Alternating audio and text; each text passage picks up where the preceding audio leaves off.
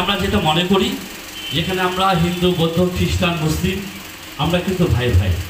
যদি আমরা ভাই ভাই না হতাম তাহলে 1971 সালে মুক্তিযুদ্ধে আমরা সবাই ঝাঁপিয়ে পড়তাম না এবং এই রাষ্ট্রকে আমরা স্বাধীন করতে পারতাম না। আপনারা আমাদেরকে যেখানে ডাকবেন, যে অবস্থায় ডাকবেন, যখন ডাকবেন, আমরা আপনাদের পাশে আছি, থাকবো ইনশাল্লাহ। এবং আপনাদের পূজা শেষ না হওয়া পর্যন্ত কিন্তু আমরা আপনাদেরকে, আপনারা যেভাবে সহযোগিতা চান আমরা কিন্তু সেইভাবে সহযোগিতা করব।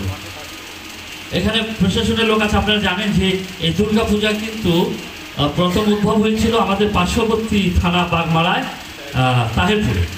এটা রাজা কংস নারায়ণ এই পূজাটার প্রথম উদ্ভাবক।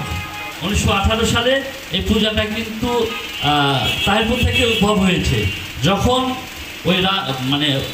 ওই রাজার আমলে রাজ দরবারে যখন বিভিন্ন অত্যাচার অনাচারে লিপ্ত হয়, সেগুলো থেকেই কিন্তু সেগুলোকে বিনষ্ট করার জন্য কিন্তু এই পূজার সৃষ্টি হয়েছে।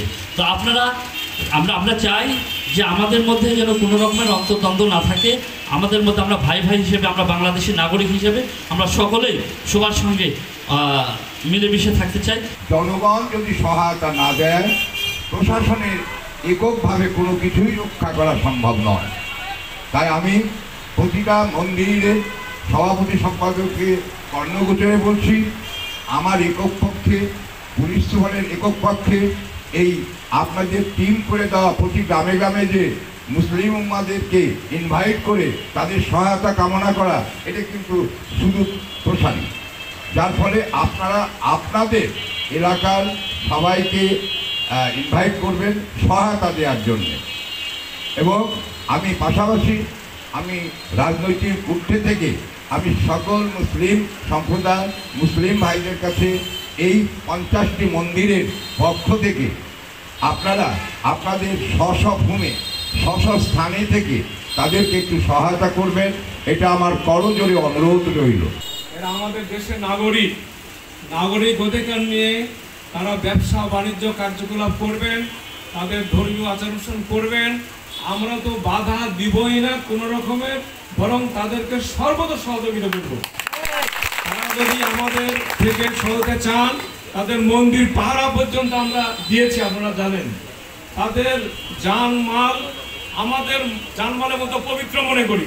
আমাদের ডিএসবি যারা ডিউটি করছেন তাদের পাশাপাশি আমাদের নাটোর জেলার প্রত্যেকটি থানায় কিন্তু আমাদের থানা পুলিশের পক্ষ থেকে প্রতিদিন কিন্তু ডিউটি মনিটর করা হচ্ছে এবং যে ডিউটি করবেন সেই তালিকাও কিন্তু দেওয়া হচ্ছে। তারা ঠিকমতো ডিউটিতে যাচ্ছেন কিনা এবং ওইখানকার সার্বিক পরিস্থিতি কি, স্বেচ্ছাসেবকরা রয়েছেন কিনা, ওইখানকার নেতৃবর্গ যারা রয়েছেন বা ওইখানকার প্রতিনিধি যারা রয়েছেন তাদের সাথে আমাদের পুলিশের সমন্বয়টা হচ্ছে কিনা, প্রত্যেকটা বিষয় কিন্তু আমাদের পুলিশ সুপার স্যার মনিটর করে যাচ্ছে। আমাদের মোবাইল নাম্বার, ওসি সাহেবের মোবাইল নাম্বার আপনারা রাখবেন। ওসি যেহেতু নতুন, 1 মাস হয়েছে, 1 মাস মনে হয় নাই, তো আপনারা তথ্য দিয়ে সহযোগিতা করবেন। আপনাদের তথ্য দেওয়াটাই হচ্ছে আমাদের সহযোগিতা।